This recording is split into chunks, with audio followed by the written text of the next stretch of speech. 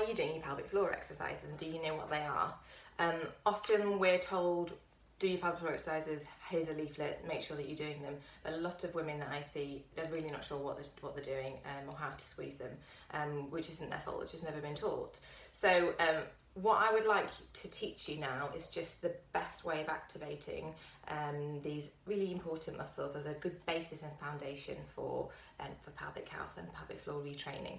So starting, there are 3 layers of pelvic floor musculature, but I think the biggest thing you need to know is where to initiate this activation from.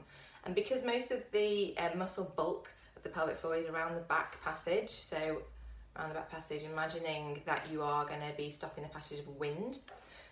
The best way of activating is to imagine that you're starting here, back passage here, tummy here, going to be squeezing forwards and up, and then letting that go back down again. And the really important thing is to not start again until you're confident that you've let go as much as you can and you're back to your neutral position.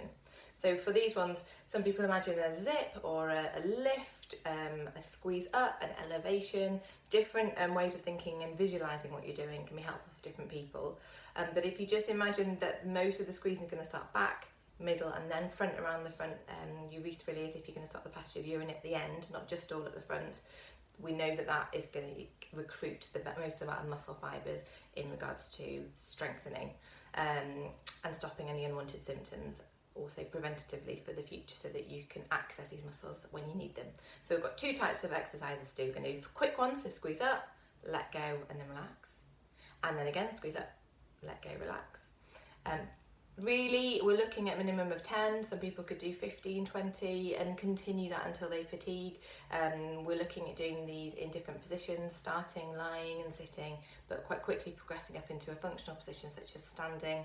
And from there we can integrate it into other exercises depending on how well you can connect to the pelvic floor in those other positions. From a slow muscle point of view, slow muscle contractions, we want you to squeeze up and hold this. So it's an engagement and a longer contraction whilst you maintain normal breathing if you can. And then let go. I'd start off by doing this with an out breath. So you breathe in. As you exhale, you hold that there. Work and hold that till the end of that breath. And then let go. The goal being that you can do that on the out breath again, but you can maintain that contraction whilst you then do normal, called tidal breathing, and then let go.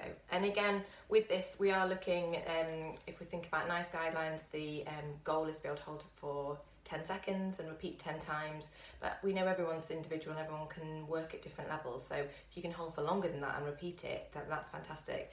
And I would say to continue to progress the exercises that you're doing. The final thing to say is to integrate these muscle squeezes into daily activities. So if you know you're going to cough or sneeze, laugh, lift, or do something that would make you leak, for example, it seems sensible to squeeze those muscles before you know that may happen.